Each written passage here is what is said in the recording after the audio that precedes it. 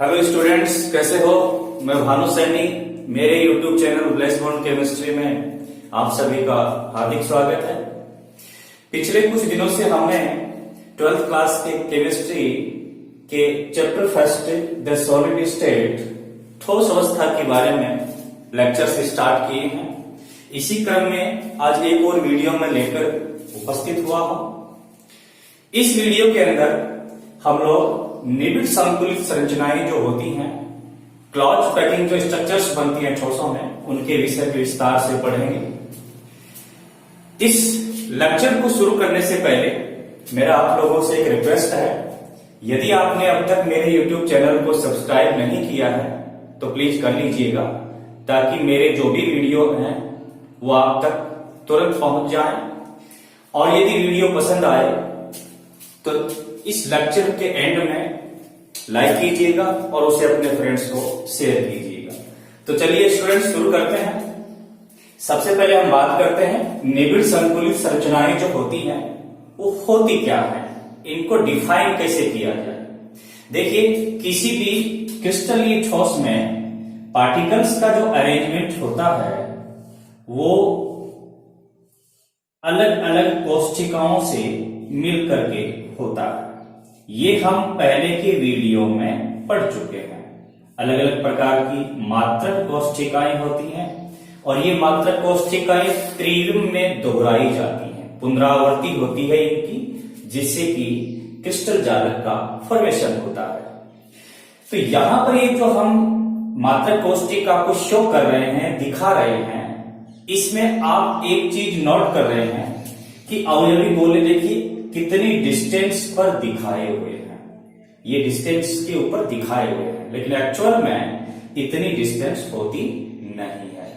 यदि हम इसी एकल कोशिका के गोलों को बिल्कुल क्लोज कर दें, पास पास ले आए, तो आप ये देखेंगे कि क्रिस्टल जालक जो है उसकी एकल कोशिकाएं कुछ इस तरीके से बन जाएंगी, कुछ इस तरीके से बन जाएंगी। और इस प्रकार का जो क्रिस्टल जालक बनेगा उसमें अवयवी गोले बिल्कुल पास पास होंगे। तो यहां पर निबिड़ संकुलित संरचनाओं की जो डेफिनेशन है उसमें यही बताया गया है कि जब किसी क्रिस्टलीय ठोस में अवयवी गोलों की व्यवस्था इस प्रकार हो कि उपलब्ध स्थान में अधिकतम गोले समा सकें, जो हमारे पास स्पेस अवेलेबल है, जगह जो उपलब्ध है, उसमें ज्यादा से ज्यादा गोले समाहित हो जाएं, जिससे होगा क्या, जिससे कि अधिकतम घनत्व का क्रिस्टल प्राप्त हो। तो इस प्रकार बनी संरचनाओं को ही निबिड़ संकुलित संरचनाएं कहते हैं। अब सीधे सीधे से आप यूं समझ सकते हैं कि ऐसा कोई भी ठोस जिसमें गोले जो होते हैं उनको अधिकतम पास पास लाया जाए, तो वैसी संरचनाओं को ही निबिड़ संकुलित संरचना कहते हैं। ये हो गई वही बात, निबिड़ संकुलित संरचनाएं क्या होती हैं उसके विषय में। अब हम आगे बात करते हैं कि निबिड़ संकुलित संरचनाएं जो होती हैं वो कैसे कैसे बनती हैं, इनका फॉर्मेशन कैसे होता है। तो विमीय विन्यास के आधार पर हम इनको 3 कैटेगरीज में बांटते हैं। एक तो ऐसी निबिड़ संरचनाएं जिनका फैलाव, जिनका विस्तार केवल एक वीमा के अनुदिश होता है, उनको हम कहते हैं एकविमीय निबिड़ संरचना। और एक ऐसी निबिड़ संरचनाएं जिनमें अवयवी गोलों का विस्तार 2 वीमाओं के अनुदिश होता है, उन्हें हम कहते हैं द्विविमीय निबिड़ संरचनाएं। और ऐसी संरचनाएं जो तीनों विमाओं में फैली हुई हैं, उनको हम कहते हैं त्रिविमीय निबिड़ संरचनाएं। तो मैं पहले बात कर लेता हूं एकविमीय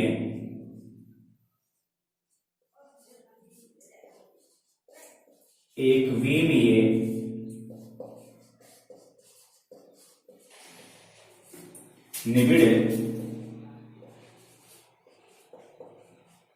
संकुलन। एकविमीय निबिड़ संकुलन,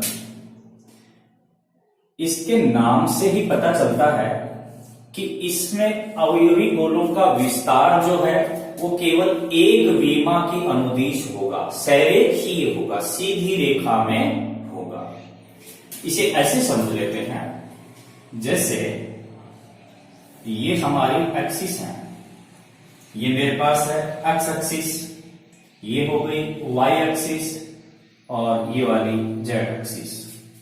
यहां पर यदि अवयवी गोलों का अरेंजमेंट कुछ इस तरीके से कर दिया जाए तो एक सीधी रेखा बनेगी, सरल रेखा में गोले अरेंज हो जाएंगे। ऐसा यदि कोई विन्यास है, ऐसा कोई निबिड़ है जिसमें गोले पास पास आए हुए हैं, तो उसको हम बोलेंगे एकविमीय निबिड़ संकुलन। ठीक है। इस प्रकार के संकुलन में एक बात तो आपको ये याद रखनी है, गोलों का विन्यास किधर है, हम बोल सकते हैं एक विमीय या एक विमा के अनुदिश।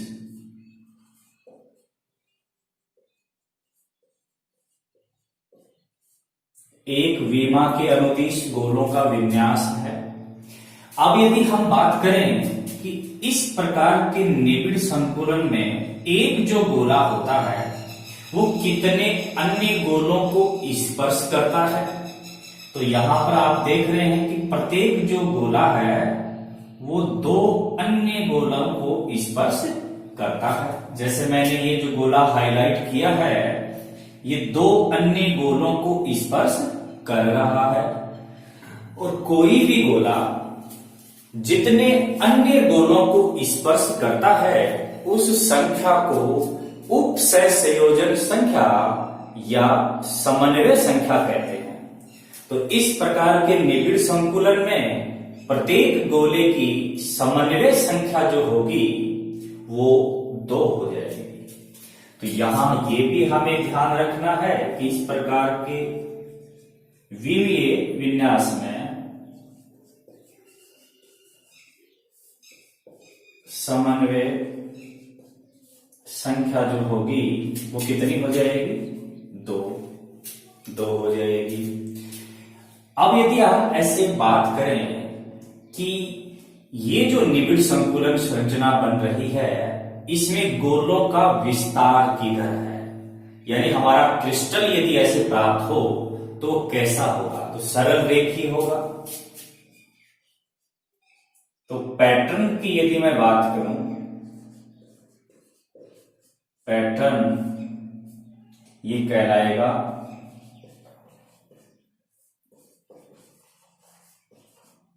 सरल रेखीय। सिंपल सी बात है, सीधी सरल रेखा में गोले जा रहे हैं तो सरल रेखीय पैटर्न होगा। क्या ऐसा कोई क्रिस्टलीय ठोस वास्तव में होता है? देखिए, ठोस जो होते हैं ना, वास्तविक जो ठोस होते हैं वो सारे के सारे वास्तविक ठोस क्रिस्टलीय वो त्रिविमीय होते हैं। एकविमीय और द्विविमीय जो निबिड़ होंगे उनको हम वास्तविक ठोस नहीं कह सकते। तो यहां पर एक बात ये भी आप नोट करके रख सकते हैं, तो प्रकृति कैसी हो गई इनकी,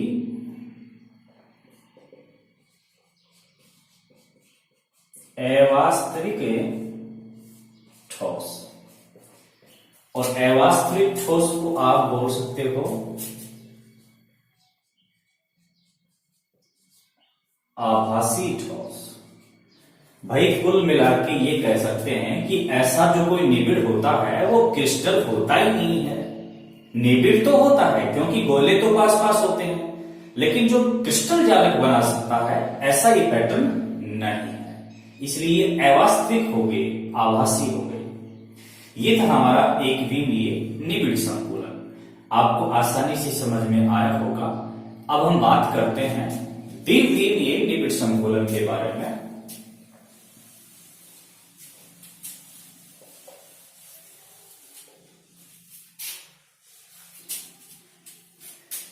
अब बात कर लेते हैं द्विविमीय निबिड़ संकुलन के बारे में। द्विविमीय नाम से ही पता है कि इस प्रकार के निबिड़ संकुलन में अवयवी गोलों का विन्यास दो विमाओं के अनुदिश होगा। कोई भी दो विमा उनके अनुदिश गोलों का विन्यास होगा। जैसे मैं एक ड्राइंग बना लेता हूं। मान लीजिए मेरे पास अवयवी गोलों की एक जो पंक्ति है वो ऐसे है। यदि इसी पंक्ति के ऊपर मैं एक पंक्ति और रख देता हूं ऐसे, फिर तीसरी पंक्ति और रख देता हूं इस तरीके से, तो आप एक चीज नोट कर रहे हैं कि यहां पर अवयवी गोलों का विन्यास कौन कौन से एक्सिस के अकॉर्डिंग है।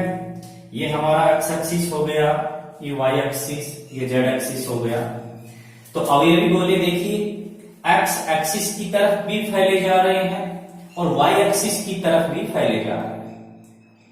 ठीक है, तो दो विमाओं के अनुदिश गोलों का विस्तार है। इस प्रकार की जो निबिड़ संरचना बनेगी उसको हम द्विविमीय बोलेंगे। लेकिन ये जो द्विविमीय निबिड़ संकुल संरचना है इसको हम दो तरीके से बना सकते हैं, अरेंजमेंट करके दो तरीके से बना सकते हैं। तो यहां पर नंबर एक बात कर लेते हैं।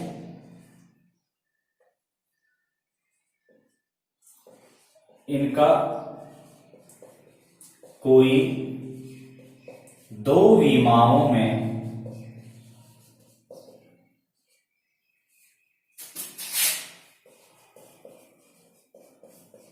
विन्यास होता है। विन्यास का मतलब फैलाव, विस्तार कोई दो विमाओं में होता है। इनको निम्न दो प्रकार से बनाया जा सकता है। ऐसे निबिड़ संकुलों को कोई दो प्रकार से बना सकते हैं। कैसे दो प्रकार से बना सकते हैं? तो मैं जो पहला प्रकार है उसकी बात कर लेता हूं। पहला जो प्रकार है वो है वर्गाकार द्विविमीय निबिड़। वर्गाकार द्विविमीय निबिड़। दूसरा जो है वो है षटकोणीय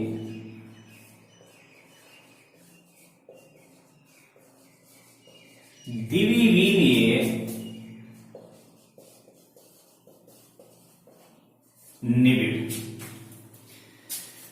इन दोनों का अरेंजमेंट कैसे कैसे होता है उसकी बात करेंगे। देखिए इसके अंदर इसके वर्गाकार द्विविमीय निबिड़ के अंदर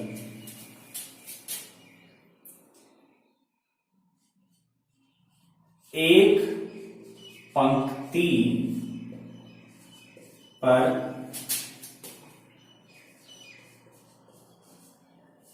दूसरी पंक्ति के गोलों को, एक पंक्ति पर दूसरी पंक्ति के गोलों को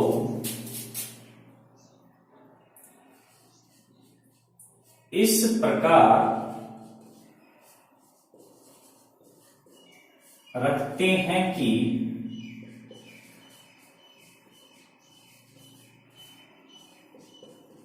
सभी गोले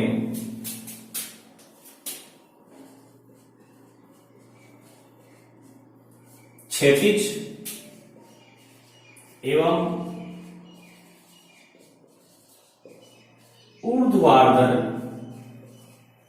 रूप से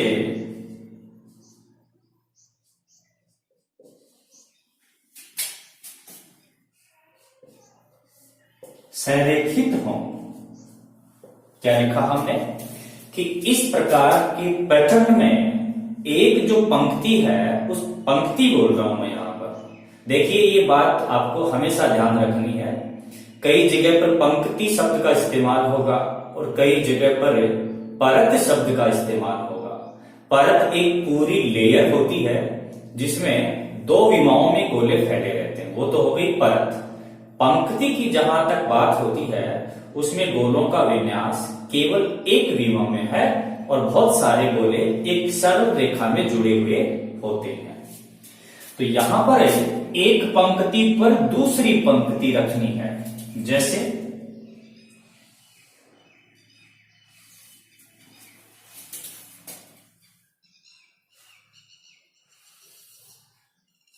ये देखिए, ये वाई एक्सिस, ये एक्स एक्सिस, ये जेड एक्सिस।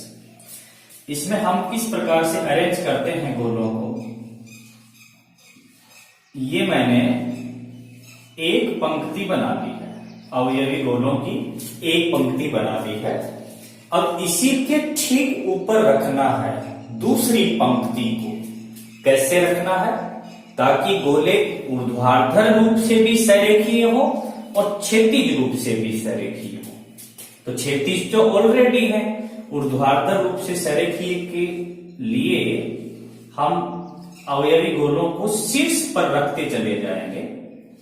नीचे वाली जो पंक्ति है उसी के शीर्ष पर दूसरी पंक्ति को रख देंगे। ऐसे ही तीसरी पंक्ति को शीर्ष पर रख देंगे। इसी तरीके से पूरे क्रिस्टल जालक में इन पंक्तियों का दोहरान होता रहेगा। हम एक चीज नोट कर रहे हैं, क्या कि सारे के सारे जो गोले हैं वो क्षैतिज रूप से तो सीधी रेखा में है ही, ऊर्ध्वाधर वर्टिकल तरीके से भी और हॉरिजॉन्टल तरीके से भी, दोनों तरीके से लाइनियर गोलों का अरेंजमेंट है। इस तरीके से ये पैटर्न बनेगा। एक तो ये तरीका है द्विविमीय बनाने का। आप देख रहे हैं ये द्विविमीय है क्योंकि विस्तार दो विमाओं में है। दूसरा इधर कैसे बना सकते हैं? हमारे पास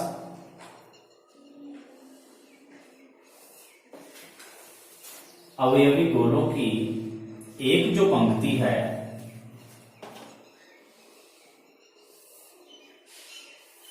अवयवी गोलों की एक जो पंक्ति है वो मैं यहां बना देता हूं। ये मैंने अवयवी गोलों की एक पंक्ति बनाई। ऐसे ही दूसरी पंक्ति को इसके ऊपर रखना है, लेकिन रखना कहां है? इसके ठीक शीर्ष पर नहीं रखना है। इस बार पहली जो पंक्ति है उसके अवनमन में, अवनमन बोले तो ये दो गोलों के बीच में जो गर्त दिखाई दे रहा है इसे अवनमन कहते हैं। जो ये गर्त है, गड्ढा जो है, इसे अवनमन कहते हैं। अवनमन का शाब्दिक अर्थ है ढलान से। तो यहां जो ये अवनमन है इसमें रखना है गोले को। तो यहां अवनमन में गोलों को रख देंगे ऐसे। इस बार अवयवी गोलों का अरेंजमेंट पहली पंक्ति के अवनमन में हो गया, दूसरी पंक्ति के गोलों का अरेंजमेंट।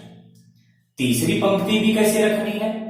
तीसरी पंक्ति, मैं पंक्ति बोल रहा हूं, तीसरी पंक्ति का अरेंजमेंट भी किधर करना है? अवनमन में। और इसी तरीके से प्रत्येक पंक्ति को एकांतर क्रम में अवनमन में रखते चले जाएंगे। कहां रखते चले जाएंगे? अवनमन में। अवनमन बोले तो गर्त, ढलान, ये अरेंजमेंट होगा। इस अरेंजमेंट को षटकोणीय द्विविमीय बोलते हैं और इस अरेंजमेंट को वर्गाकार द्विविमीय बोलते हैं। तो यहां तो मैंने लिखा है एक पंक्ति पर दूसरी पंक्ति के गोलों को इस प्रकार रखते हैं कि सभी गोले क्षैतिज एवं ऊर्ध्वाधर रूप से संरेखित हो। इधर क्या लिख सकता हूं मैं? इधर लिख सकता हूं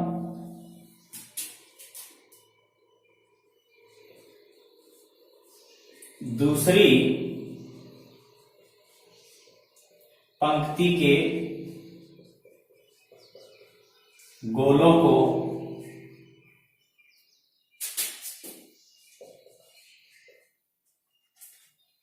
दूसरी पंक्ति के गोलों को प्रथम पंक्ति के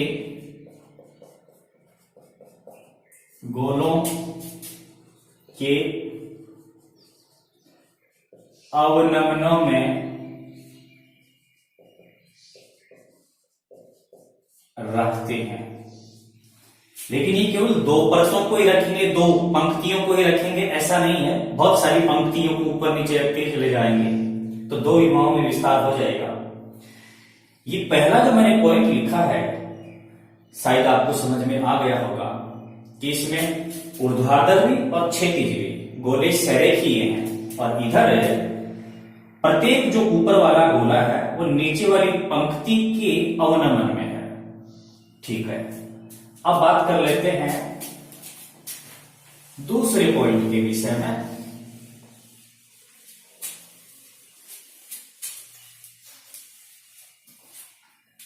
ये पहला बिंदु हो गया, दूसरा बिंदु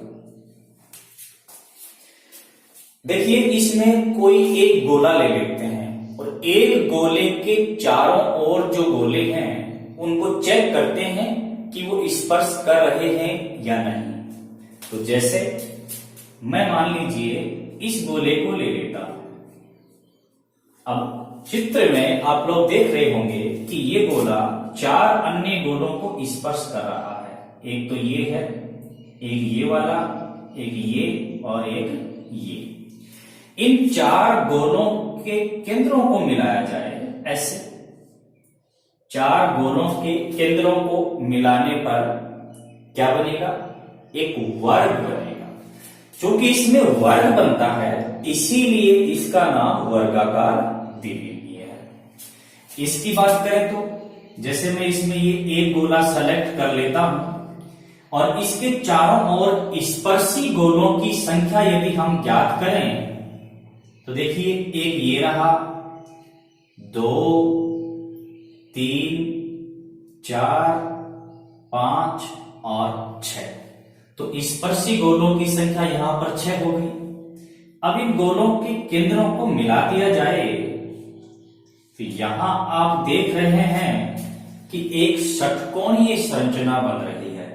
इसीलिए इस प्रकार के निबिड़ संकुल का नाम षटकोणीय द्विविमीय रखा गया है। तो दूसरा जो इन दोनों प्रकार के अंदर अंतर जो हम कर सकते हैं वो ये है,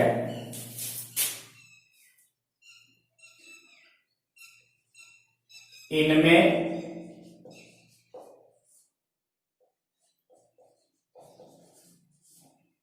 प्रत्येक गोले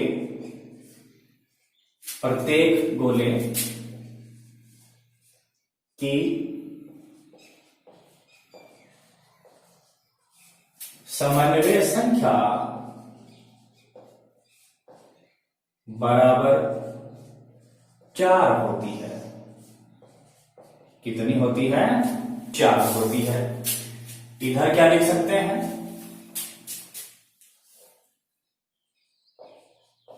इनमें प्रत्येक गोले की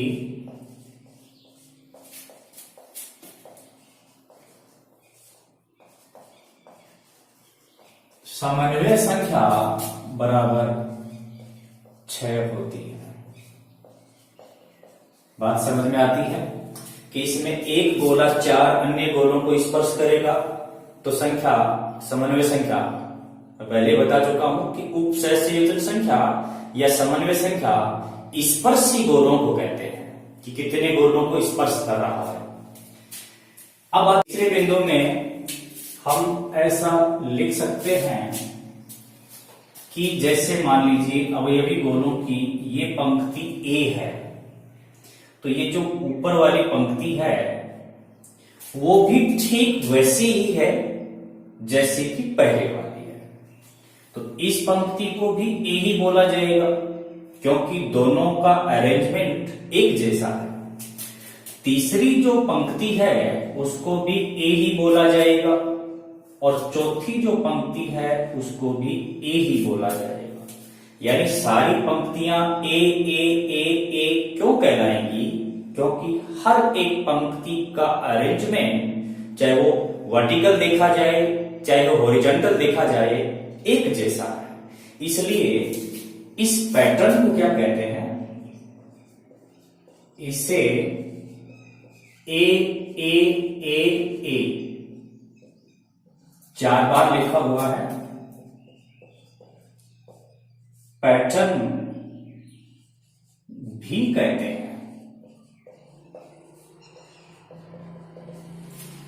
इधर इस संरचना में देखें तो आप लोग आसानी से देख रहे हैं कि इस पंक्ति को यदि हम ए बोलें तो ये जो ऊपर वाली पंक्ति है उसका अरेंजमेंट ठीक वैसा नहीं है जैसा कि ए का था। ये अवनमन में है। दूसरी वाली पंक्ति कहां है? अवनमन में है। तो ये तो अलग किस्म की पंक्ति हो गई, तो इसको हम बोल देते हैं बी। अब तीसरी जो पंक्ति है वो ठीक एक के साथ सरेखीय है। तीसरी पंक्ति पहली पंक्ति के साथ में सरेखीय है, तो इसका अरेंजमेंट ए जैसा ही हो गया, इसको हम बोलेंगे ए। और चौथी जो पंक्ति है उसका अरेंजमेंट दूसरी पंक्ति के जैसा है, इसलिए इसको बोलेंगे डी। और इस तरीके से कौन सा पैटर्न हो गया? A B pattern. तो इसे क्या बोल सकते हैं? इसे ए बी पैटर्न भी कहते हैं। इसे ए बी पैटर्न भी कहते हैं। तो स्टूडेंट्स, हमने एकविमीय निबिड़ संकुलन के बारे में पढ़ा और द्विविमीय निबिड़ संकुलन के बारे में पढ़ा। एकविमीय और द्विविमीय दोनों ही निबिड़ संकुलन वास्तविक ठोसों की श्रेणी में नहीं आते हैं। अब हम बात करेंगे त्रिविमीय निबिड़ संकुलनों के बारे में, जो कि हमारे चैप्टर के लिहाज से और एग्जाम के लिहाज से बहुत इंपॉर्टेंट हैं। इनके अंदर से क्वेश्चन पुटअप होते हैं। तो मैं स्टार्ट कर देता हूं। त्रिविमीय निबिड़ संकुलन, जैसा कि नाम से ही पता चल जाता है कि त्रिविमीय निबिड़ संकुलन में अवयवी गोलों का विन्यास तीनों विमाओं के अनुदिश होगा। पॉइंट सी, त्रिविमीय निबिड़ संकुलन, त्रिविमीय निबिड़ संकुलन। इसमें आपको 2 बातें ध्यान रखनी है, बहुत छोटी सी इजी वे में याद भी हो जाएंगे। एक बात क्या है? ये वास्तविक ठोस कहलाते हैं।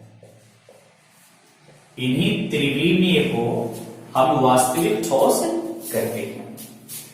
एक जो बात है वो ये ध्यान रखनी है कि इनका निर्माण, इनका किनका? त्रिविमीय निबिड़ का निर्माण द्विविमीय निबिड़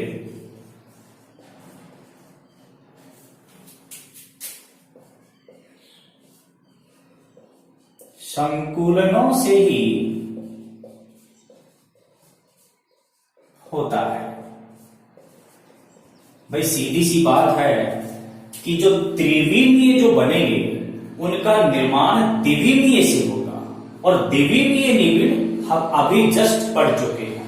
कितने प्रकार के थे? 2 प्रकार के, वर्गाकार द्विविमीय और षटकोणीय द्विविमीय। तो हम त्रिविमीय का फॉर्मेशन 2 तरीके से करेंगे। पहला जो अरेंजमेंट होगा उसके लिए मैं लिख सकता हूं वर्गाकार द्विविमीय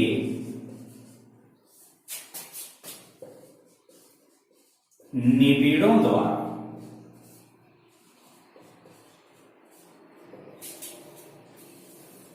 वर्गाकार द्विविमीय निबिड़ों द्वारा वर्गाकार द्विविमीय निबिड़ के द्वारा अवयवी गोलों की जो परत बन चुकी थी, वर्गाकार द्विविमीय निबिड़ जो हमने बनाया था, कैसे बनाया था? पंक्तियों को ऊपर नीचे रख के बनाया। कि जब आप बहुत सारी पंक्तियों को ऊपर नीचे रख लेते हैं तो वो जो पूरी संरचना होगी वो एक पंक्ति नहीं बल्कि एक परत हो जाएगी। इसे ध्यान से समझिए। जैसे ये अवयवी गोलों की क्या हो गई? एक पंक्ति। इस पर दूसरी पंक्ति को और रख दिया जाए तो ये क्या बनेगी? ऐसी बहुत सारी पंक्तियों को यदि हम क्रमशः रखते चले जाएंगे तो रखी हमने ऊपर नीचे किसको है? पंक्ति को। लेकिन पंक्तियों को रख लेने के बाद में ये जो संरचना बनी है, इस संरचना जो बोर्ड पे ऐसे दिखाई दे रही है, इसे ऐसे समझिए तो आपको एक ही परत नजर आएगी, एक परत बन गई। क्या ये द्विविमीय परत नहीं हो गई? अब ऐसी ही द्विविमीय परत को इसके ऊपर रखते जाना है, रखते जाना है, रखते जाना है। ठीक है, तो जब आप परतों को ऊपर नीचे रखेंगे, किसकी परतों को? द्विविमीय निबिड़ों की परतों को ऊपर नीचे रखेंगे तो इनके ऊपर नीचे रखने का अरेंजमेंट भी दो प्रकार से हो सकता है। तो जब ऊपर नीचे रखने का अरेंजमेंट दो प्रकार से हो सकता है तो त्रिविमीय निबिड़ भी दो ही बनेंगे। तो कौन कौन से दो बनेंगे? नंबर 1 में बात कर लेते हैं। यदि वर्गाकार द्विविमीय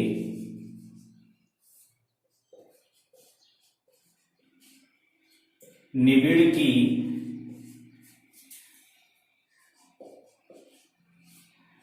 परत पर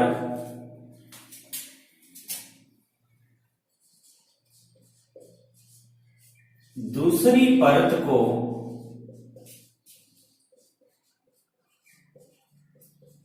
इस प्रकार रखें कि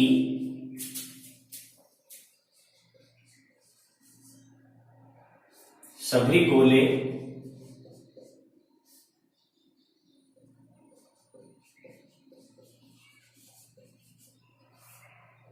सरेखीय हों, सभी गोले सरेखीय हों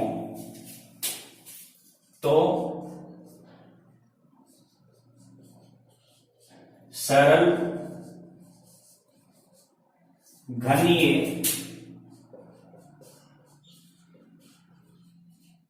निबिड़ सिंपल क्यूबिक क्लॉज पैकिंग यानी एससीसी का निर्माण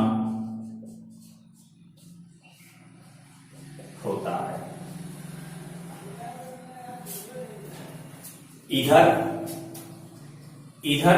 वर्गाकार को एक और तरीके से भी रखा जा सकता है। वो कैसे? तो इधर मैं लिख देता हूं, यदि वर्गाकार द्विविमीय निबिड़ की दूसरी परत के गोलों को प्रथम जो परत है, प्रथम परत के गोलों, प्रथम परत के गोलों के अवनमनों में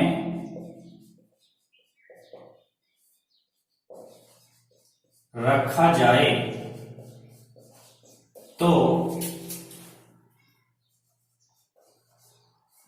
काय केंद्रित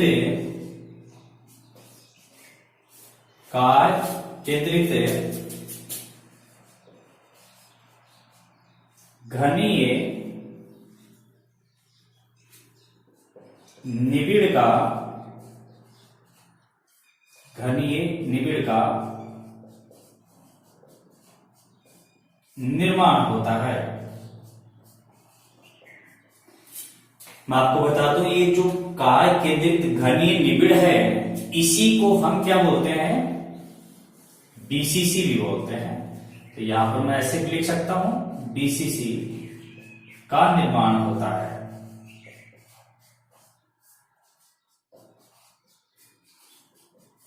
body centred cubic close packing, body centred cubic close packing, BCC का निर्माण होता है। समझ में आया स्टूडेंट्स?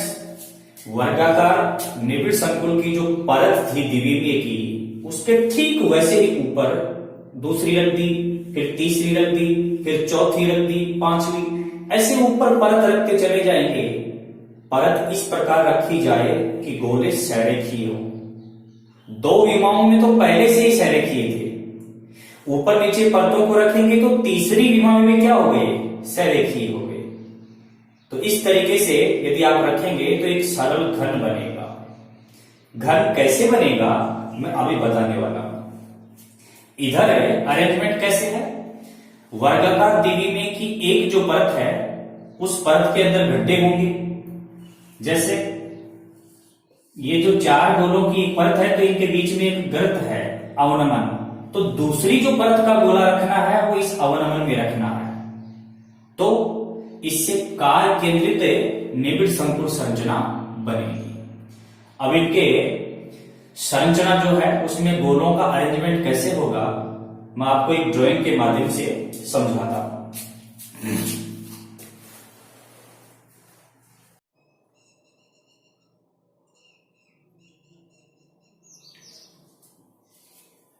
ओके स्टूडेंट्स, ये मैंने वर्गाकार द्विमीय निबिड़ संकुलनों से जिन जिन त्रिविमीय निबिड़ संकुलनों का निर्माण होता है उनके स्ट्रक्चर्स को ड्रॉ कर लिया है। ये जो संरचना बनी है इसको हम बोल सकते हैं एसएसी जालक। ये एससीसी जालक बना है और ये बन गया है बीसीसी जालक।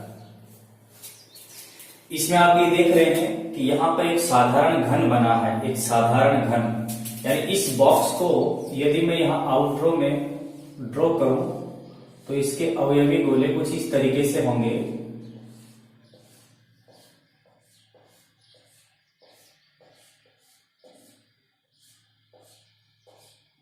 इस तरीके का ये बॉक्स बना हुआ है यहां पर। तो ये एक सरल घन हो गया। घन की तीनों भुजाएं जो लंबाई चौड़ाई ऊंचाई बराबर होती हैं और 8 कोने होते हैं, तो ये घन बन गया। जो कि सरल घन बन गया इसलिए इसका नाम हो गया simple cubic close packing, SCC. और इस क्रिस्टल जालक का निर्माण कैसे हुआ पता है? अभी मैंने बताया था कि आप वर्गाकार द्विमीय निबिड़ संकुलन की परतों के ऊपर परतें रखें, शीर्ष पर रखें, अवनमन में नहीं रखें। तो क्योंकि इसके अंदर दो विमाओं में तो पहले से ही एक जैसे गोले थे, सरेखीय थे, लेकिन जो तीसरी विमा है उधर भी क्या है, सरेखीय। तो तीनों विमाओं में सरेखीय होने के कारण से इसे क्या बोला जाएगा, तो इसे बोला जाएगा, इसे ए पैटर्न भी कहते हैं। कौन सा पैटर्न कहते हैं इसको? ए पैटर्न भी कहते हैं। इसके अंदर जो संरचना आप देख रहे हैं, यहां पर मैंने दो परतें दिखाई हैं। एक तो ये जो डार्क लाइन के गोले बनाए हुए हैं, ये पहली परत है, वर्गाकार द्विमीय की पहली परत है। और फिर ये डॉटेड लाइन से जो गोले बनाए हैं, ये उस वर्गाकार द्विमीय पर रखी हुई दूसरी परत है। अब इसी के ऊपर जब तीसरी परत रखी जाएगी तो वो एक के जैसी आएगी, यानी पहली परत और तीसरी परत एक जैसी सरेखीय होती है और दूसरी परत और चौथी परत सरेखीय होती हैं। तो पहली परत और तीसरी परत के बीच में दूसरी परत का एक गोला फंस जाता है। तो संरचना कुछ इस तरीके से बनेगी, जैसे ये हमारा कोई एक सिंपल घन है और इस सरल घन के अंदर ये 8 गोले कोनों के ऊपर। अब ये जो परत बनी हुई है, ये कौन सी परत बनी हुई है? पहली परत है। पहली परत के गोले हैं और दूसरी परत का एक गोला बीच में फंस जाता है। यहां पर ये जो गोला है ये कौन किसका है? ये है दूसरी परत का गोला। और ये जो गोले हैं ये कौन सी परत के हैं? तीसरी परत के हैं। लेकिन इन सब गोलों के केंद्रों को मिलाया जाए तो एक कार केंद्रित कोष्ठिका का निर्माण होगा, जिसमें इस कोष्ठिका का संबंध इन 8 कोनों से होगा इस तरीके से। और इस प्रकार की कोष्ठिका से बनने वाला जो जालक होगा उसको हम बीसीसी जालक कहते हैं। क्योंकि इसके अंदर पहली परत और तीसरी परत ये एक जैसी होती है और दूसरी परत और उसके बाद में चौथी परत एक जैसी होती है। तो इसे कौन सा पैटर्न बोलेंगे? इसे बोला जाएगा, इसे AB AB AB द्विविमीय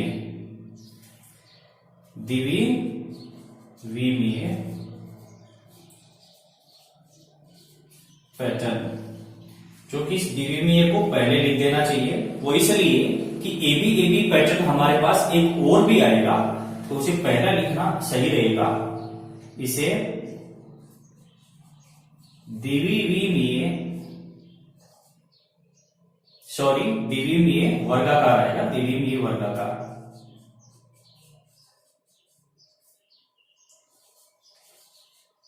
AB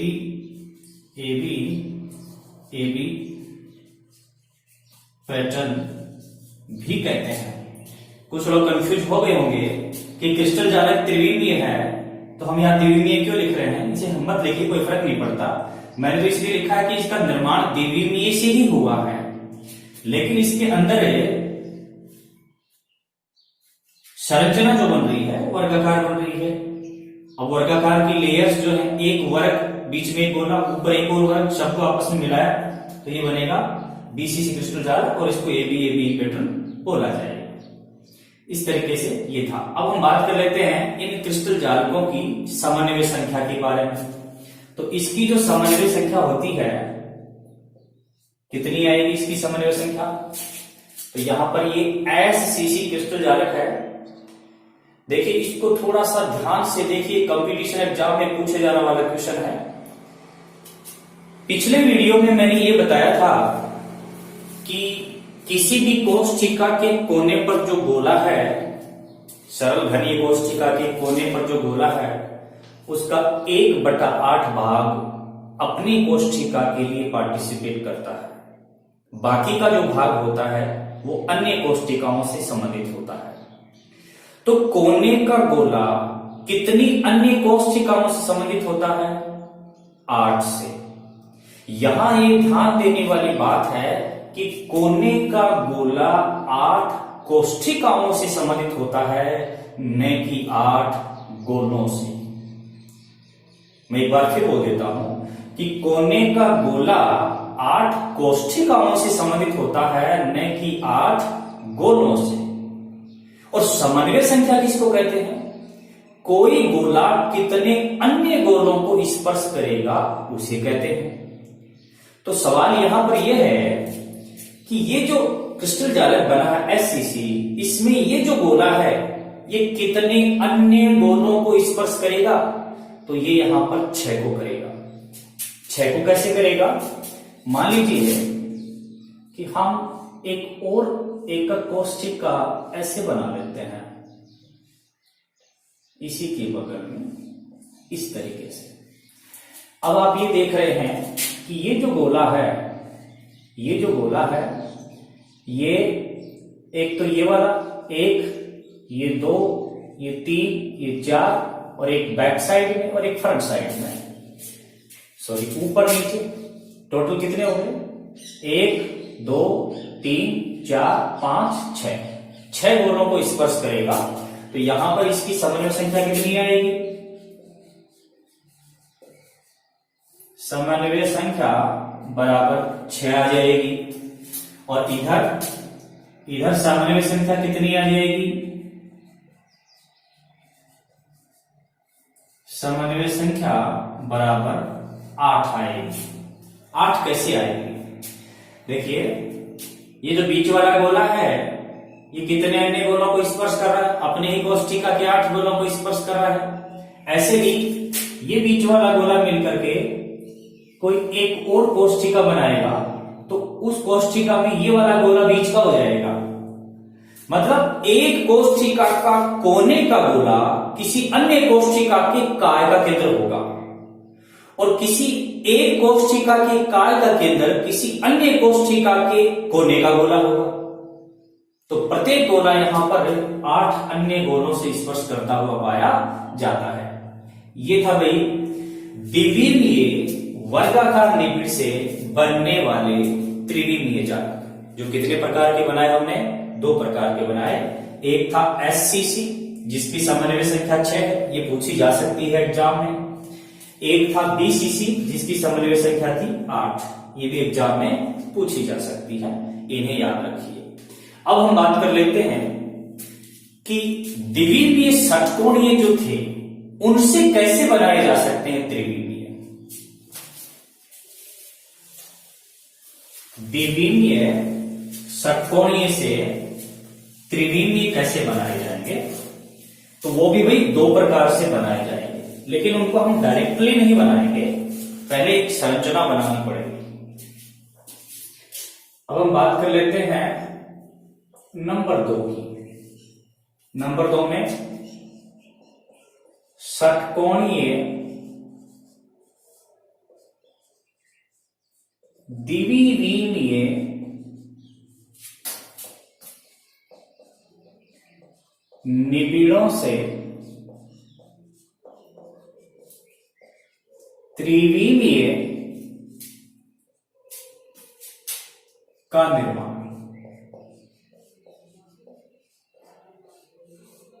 ये थोड़ी सी जटिल प्रक्रिया है, यदि आप गौर करके थोड़ा सा ध्यान से देखेंगे तो आसानी से समझ में आ जाएगा।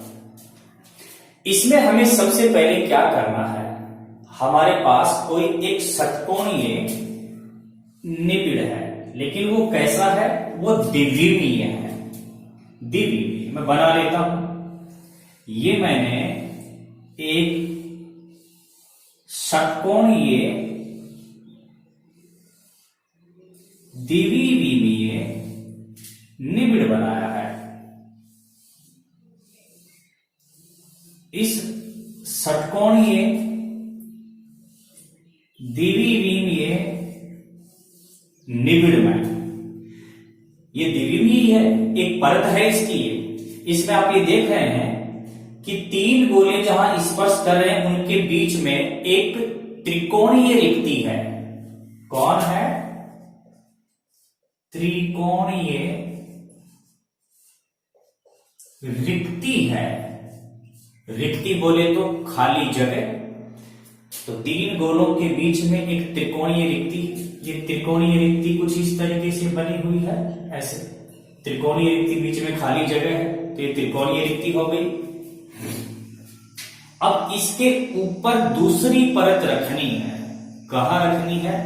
पहली परत के अवनमनों में। पहली परत के अवनमनों में।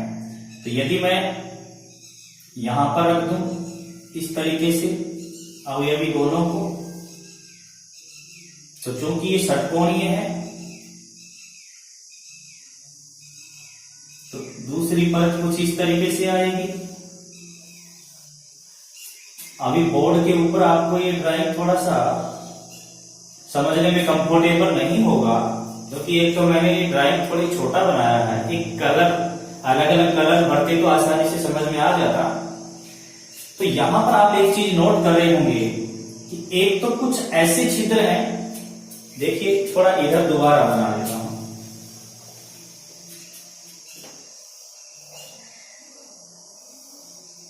बड़े बड़े गोले बनाते हैं।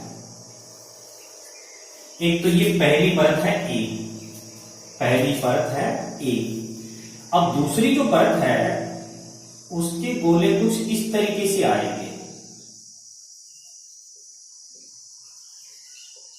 यह है दूसरी परत बी। तो दोनों परतों के बीच में यहां पर देखिए ये द्वित्रिकोणीय रिक्ति है, यानी दो त्रिकोणीय रिक्तियां हैं, अधोमुखी दो त्रिकोणीय रिक्ति यहां पर है। एक तो ऐसे केंद्र बनेंगे और एक केवल त्रिकोणीय रिक्ति भी बनेगी। तो इसको हम क्या लिख सकते हैं,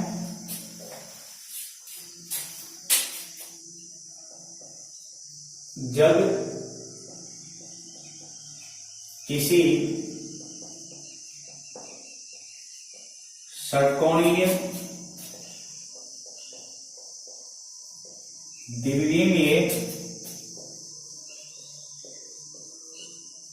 निबिड़ की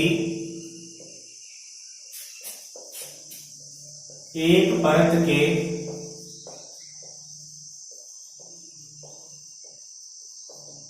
अवनमनों में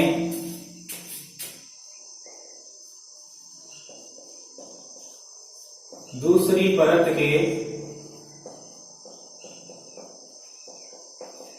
गोलों को रखा जाता है तो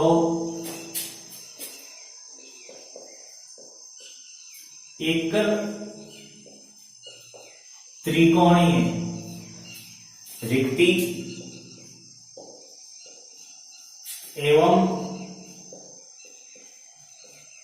द्वि त्रिकोणीय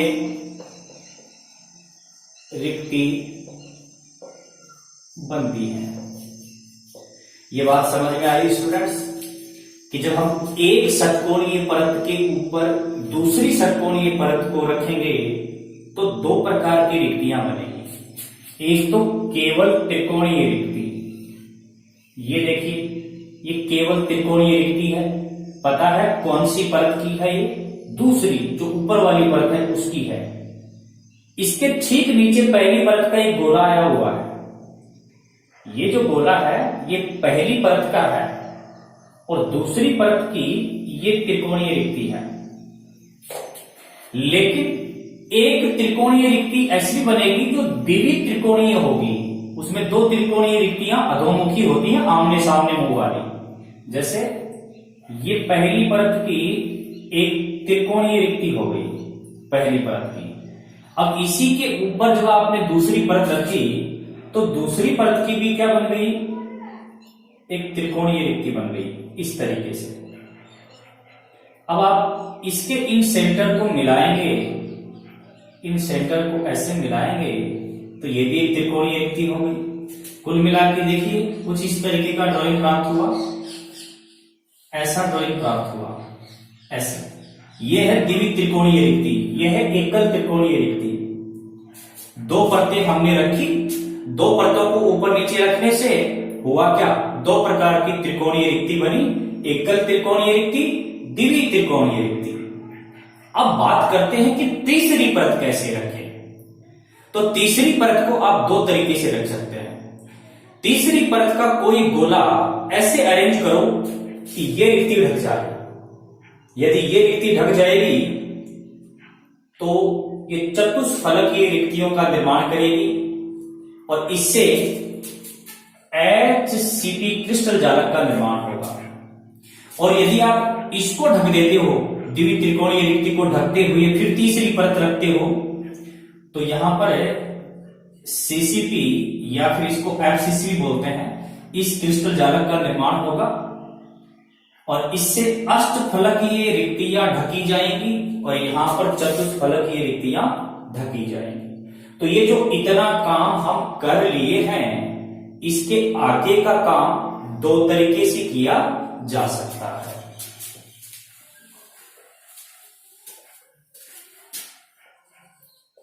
अब तीसरी परत को निम्न दो प्रकार से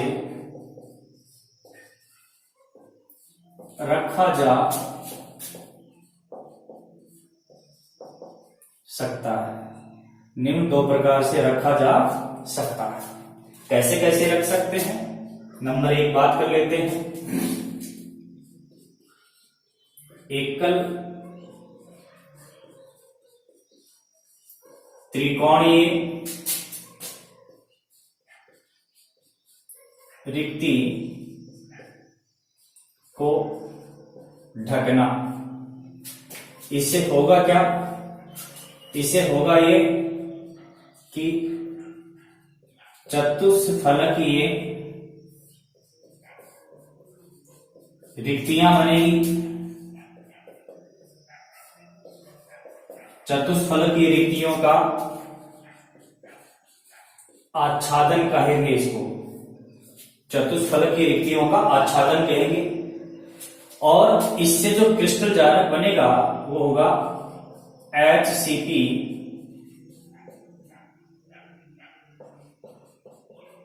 निबिड़ संकुलन बोल सकते हैं। HCP निबिड़ संकुलन का निर्माण होगा। एक तो ये काम करना है। ये तीनों एक ही बात है, अलग अलग नहीं है। एकल त्रिकोणीय रिक्ति को ढकेंगे तो भी वही काम होगा, और यदि आप कोई चतुष्फलकीय रिक्ति उसमें आच्छादित करेंगे तो भी वही काम होगा, और HCP क्रिस्टल बनेगा। ये तीनों काम होंगे। पर ये तीनों काम होते कैसे कैसे हैं, इसे भी मैं एक ड्राइंग से समझ लेता हूं।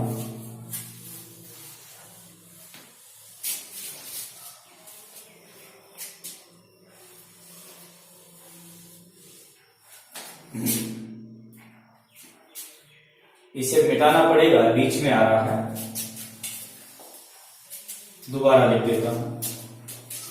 नंबर एक,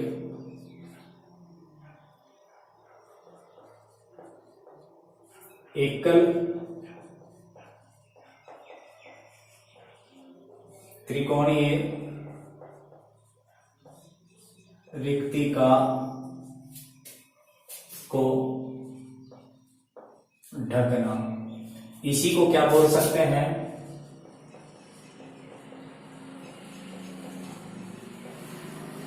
चतुष्फलकीय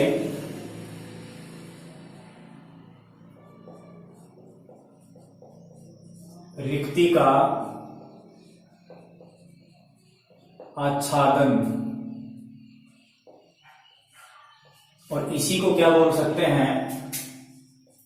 HCP निबिड़ संकुलन। ये सारी बातें एक ही हैं। एक तो ये होगा। दूसरा कौन सा तरीका है? दूसरा जो तरीका है बनाने का, मतलब तीसरी परत को रखने का, उसमें क्या होगा? द्वितीय त्रिकोणीय रिक्ति को ढकना, या फिर इसे बोल सकते हैं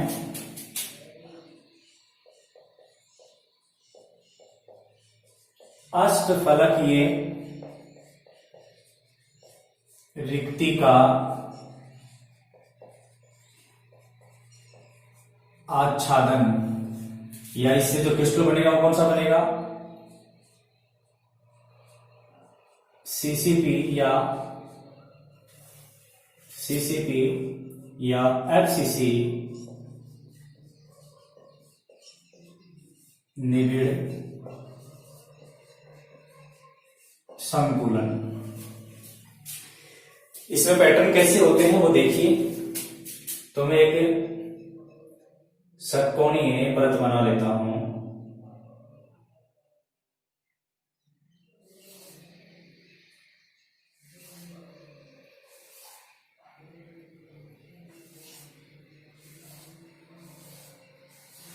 ये मैंने परत A बना दी है इधर। इसके ऊपर एक दूसरी परत आती है वो ऐसे आएगी। इसमें ये वाला जो गोला है, 1 नंबर गोला, ये यहां पे आएगा, यहां पर आएगा। ये 2 नंबर का गोला जो है ये यहां आएगा, और ये जो 3 नंबर का गोला है ये यहां आएगा। इस तरीके से गोलों का विन्यास होता है। ये कौन सी परत हो गई? ये हो गई परत बी। तीसरी जो परत आती है वो सेम ही आती है। इसके अंदर ये गोला ऊपर, ये 2 इधर, एक ऐसे, इस तरीके से। तो यहां पर ये जो परत है ये ए जैसी ही है। पहली परत और तीसरी परत मैंने नीचे से रखी है। पहली परत, तीसरी परत एक जैसी है, और ये दूसरी परत और जो चौथी आएगी वो एक जैसी आएगी। तो इसको कौन सा बोला जा सकता है? तो इसे हम बोल सकते हैं, इसे AB AB AB पैटर्न कहते हैं। AB AB पैटर्न पहले भी आया था, बट वो द्विमीय वर्गाकार से बन रहा था, और ये षटकोणीय से बन रहा है। तो ये षटकोणीय AB AB पैटर्न हो गया। इसके अंदर प्रत्येक गोले की समन्वय संख्या कितनी आएगी? जैसे यदि मैं इस गोले की समन्वय संख्या ज्ञात करूं, इस गोले की समन्वय संख्या ज्ञात करूं, तो कितनी आएगी? तो देखिए, ये वाला गोला 6 तो अपने गोलों के संपर्क में है, 6 गोले हैं अपने खुद के चारों तरफ, षटकोण में घिरा हुआ है। 3 गोले नीचे हैं त्रिकोणीय रिक्ति के। ऐसी ही चौथी परत जब यहां ऊपर आएगी तो 3 उसके हो जाएंगे। तो 3 और 3 6 और 6 खुद की। तो यहां पर समन्वय संख्या कितनी हो जाएगी?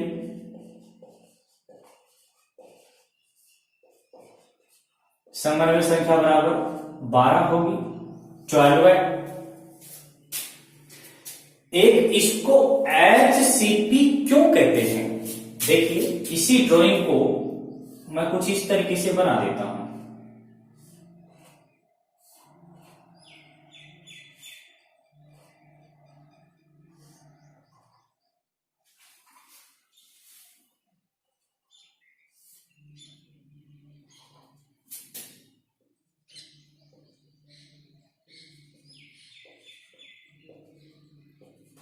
ये हमने पहली परत बना ली, अब दूसरी परत बनाएंगे।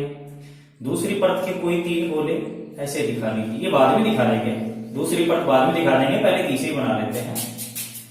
तो तीसरी परत के गोले में एक ये बनाया, ये मैंने यहां बना दिया, और ये यहां बना दिया, ये वाला यहां बना दिया, और ये वाला इधर, और ये वाला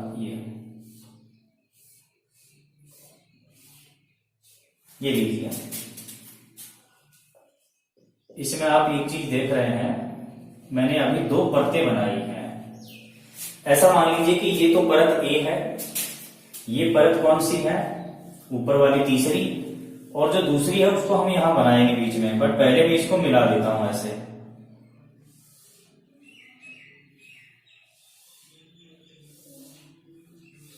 इस तरीके से।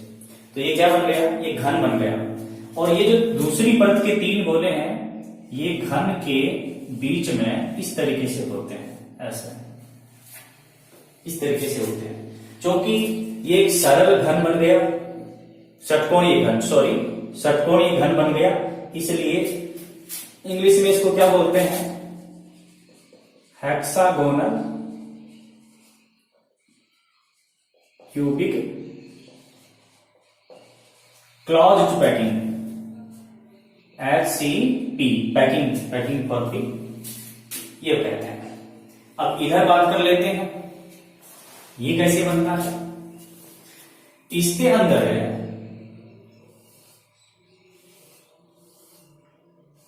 कुछ इस तरीके से, ये एक षटकोणीय लेयर है, इसको मैं A बोल देता हूं। फिर दूसरी जो पंक्ति है परत, वो ऐसे आएगी, इसको बोल देता हूं B। तीसरी जो है वो उल्टी आएगी, तीसरी उल्टी आएगी, इसको बोला जाएगा ऐसे सी।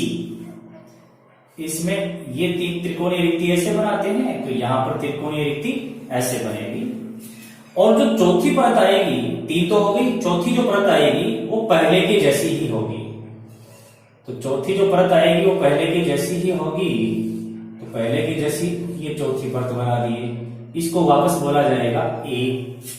ठीक है, अब जाहिर सी बात है इसमें ए बी सी तीन परत हैं, फिर दोबारा से A B C A B C A B C ऐसे एकांतर क्रम में ये दोहराई जाएंगी, तो इस पैटर्न को बोला जाएगा एबीसी पैटर्न। तो नंबर एक बात तो मैं ये लिख देता हूं, इसे एबीसी पैटर्न भी कहते हैं। इसे कौन सा पैटर्न कहते हैं? इसे एबीसी पैटर्न भी कहते हैं। ये परतें एकांतर क्रम में निरंतर दोहराई जाएंगी तीनों विमाओं में। अब बात कर लेते हैं कि इसकी समन्वय संख्या कितनी होती है।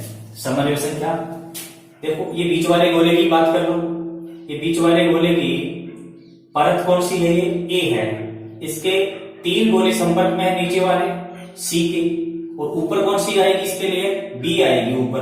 बी कौन सी है? ये तो तीन, तो ये तीन, ये छह खुद के, इसके भी कितनी आएगी समन्वय संख्या? तो यहां पर भी समन्वय संख्या बराबर 12 होगी। इसे एबीसी पैटर्न कहते हैं और इसकी समन्वय संख्या 12 होगी। अब सवाल ये है कि इसको सीसीपी क्यों कहते हैं? सीसीपी का फुल फॉर्म है घनतम घन निबिड़ संरचना। घनतम का मतलब है बहुत ज्यादा पास, और घन क्यूब होता ही ऐसा घन जिसमें पार्टिकल्स बहुत ज्यादा पास हो, सघनतम घन। तो इसलिए इसका नाम सीसीपी रखा हुआ है, क्योंकि इसमें जालक बिंदु बहुत पास रहते हैं। फिर इसका नाम एफसीसी भी क्यों पड़ा है? वो एफसीसी इसलिए पड़ा है, इसकी यहां पर संरचना बनाते हैं।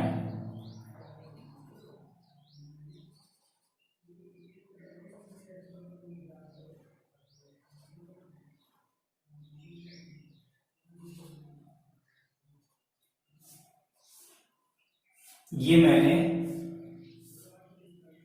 षटकोण की एक परत बना ली, आप चाहे तो इनको इनसे डॉटेड लाइन से मिला सकते हैं।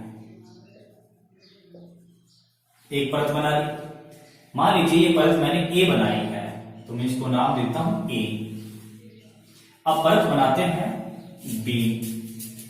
तो बी जो परत बनेगी वो कैसे बनेगी?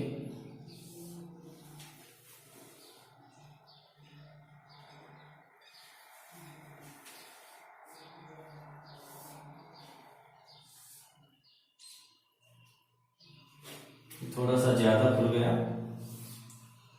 आप अपनी रफ कॉपी में इनको एक दो बार बना के देख लीजिए। जितनी बार बनाएंगे, हाथ की जितनी प्रैक्टिस होगी, तो उतना ही ज्यादा आप सही ढंग से बना पाएंगे। तो रफली एक बार प्रैक्टिस जरूर कर लीजिएगा।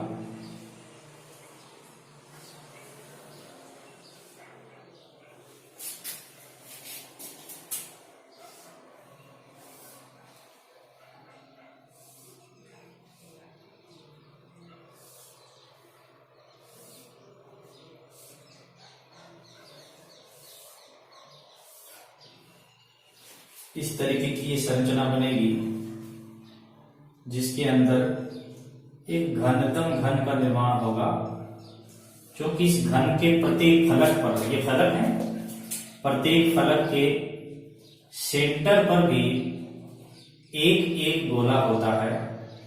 इसलिए इस कोष्ठिका को या इस संकुल को एफसीसी भी कहते हैं। यहां पर